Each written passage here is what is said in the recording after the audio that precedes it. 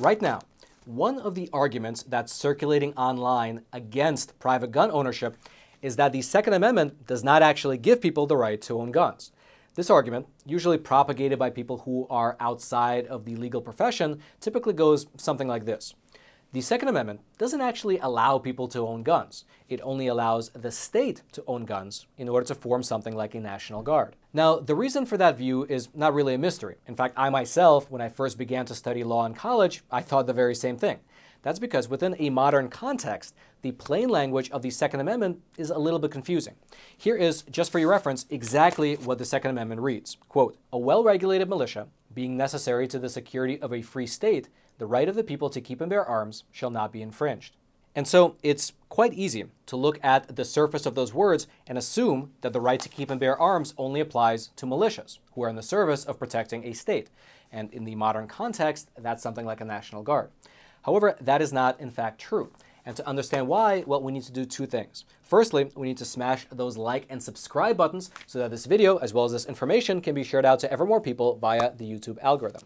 And then secondly, we need to look at a case that was put forth in front of the U.S. Supreme Court back in March of 2008, a case called District of Columbia versus Heller. In that particular case, what happened was that the city government of Washington, D.C. issued a host of different anti-gun regulations, including making it illegal to own a handgun unless the person received a special license from the chief of police.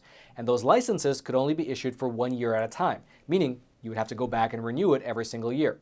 And so there was a Washington, D.C. man named Richard Heller who was denied a gun license, and he took the city government to court. After a bunch of legal back and forth, his case eventually found its way all the way up to the U.S. Supreme Court, where the principal question in that particular case became whether or not the Second Amendment actually protected the right of the people to keep and bear arms. And after hearing the case, after listening to the oral arguments from both sides, and deliberating for 3 full months, the majority decision by the U.S. Supreme Court was that it does. The Second Amendment does protect the people's right to keep and bear arms. Here's a short summary of the conclusion from the majority opinion. Quote, "The term militia should not be confined to those serving in the military, because at the time, the term referred to all able-bodied men who are capable of being called to such service. To read the amendment as limiting the right to bear arms only to those in a governed military force would be to create exactly the type of state-sponsored force against which the amendment was meant to protect. Because the text of the amendment should be read in the manner that gives greatest effect to the plain meaning it would have had at the time it was written, the operative clause should be read to, quote, guarantee an individual right to possess and carry weapons in case of confrontation.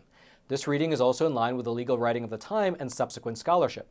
Therefore, banning handguns, an entire class of arms that is commonly used for protection purposes, and prohibiting firearms from being kept functional in the home, the area traditionally in need of protection, violates the Second Amendment." Now, to better understand their rationale, let's take a moment to dissect the Second Amendment, starting by defining 2 specific words that it contains, words that people today might not fully understand. Firstly, what did the founders, writing in the year 1791, mean by the term militia? Because today we usually conflate the term militia with something like a state-run National Guard. However, that is not what the word meant back then. In the late 1700s, a militia referred to all free men who were capable of bearing arms. Basically, a militia was defined as all able-bodied free men. Here's how the majority opinion in the Supreme Court described it. Quote, "Unlike armies and navies, which Congress has given the power to create, the militia is assumed by Article 1 of the Constitution to already be in existence. Congress is given the power to provide for calling forth the militia, and the power not to create, but to organize it, and not to organize a militia, which is what one would expect if the militia were to be a federal creation, but to organize the militia, connoting a body already in existence. This is fully consistent with the ordinary definition of the militia as all able-bodied men. From that pool, Congress has plenary power to organize the units that will make up an effective fighting force." Meaning, in plain English, that the term militia was understood at the time to mean the totality of all able-bodied free men. And so that's the first term, militia. The second term that we need to define within the Second Amendment is the reference to defending the security of a free state. And so what exactly was meant by a free state in the year 1791? Well, unlike today, where the word state would typically refer to an individual state, such as Oklahoma or Kansas, the use of the term free state in the late 1700s referred to nation states, what we commonly refer today as countries.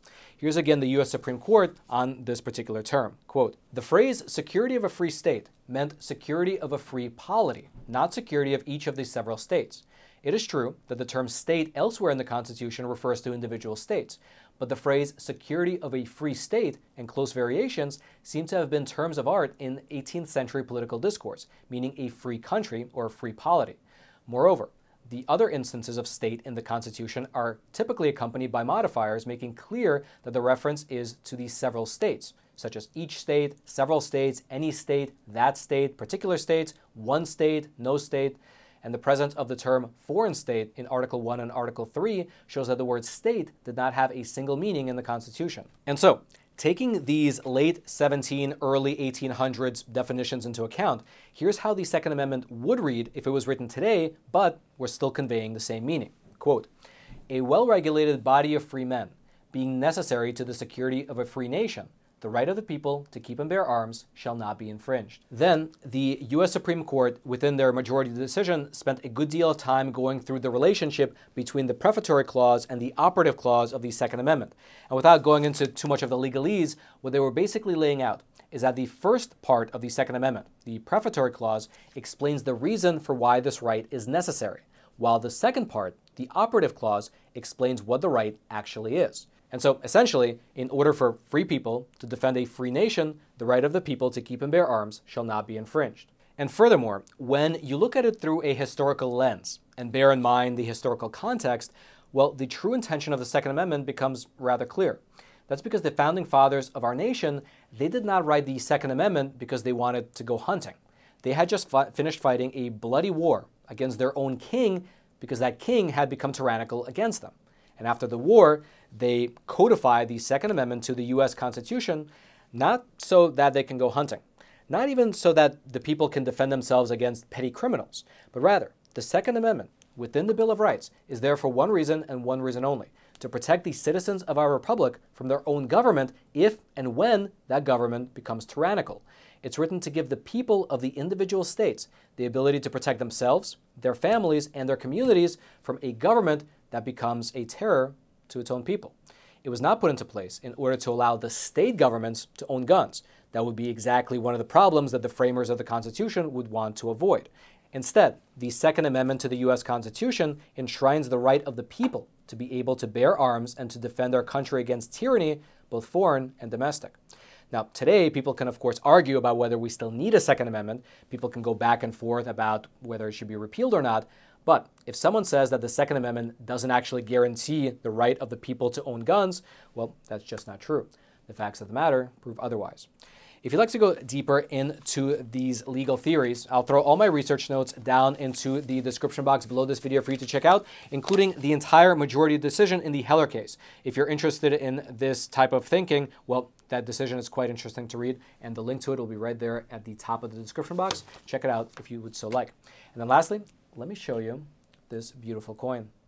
This right here is an American Walking Liberty 1-ounce gold coin. And typically, I order at least one of these from our sponsor, American Hartford Gold, every single month. The reason I do so is because, as you likely know, the inflation rate in this country is the highest that has been in, the last 40 years now. Everything like the price of food, the price of housing, the price of gas is absolutely going through the roof. And in fact, market experts like the CEO of JP Morgan Chase, he's not only predicting a recession, but he's even using words like unprecedented economic hurricane.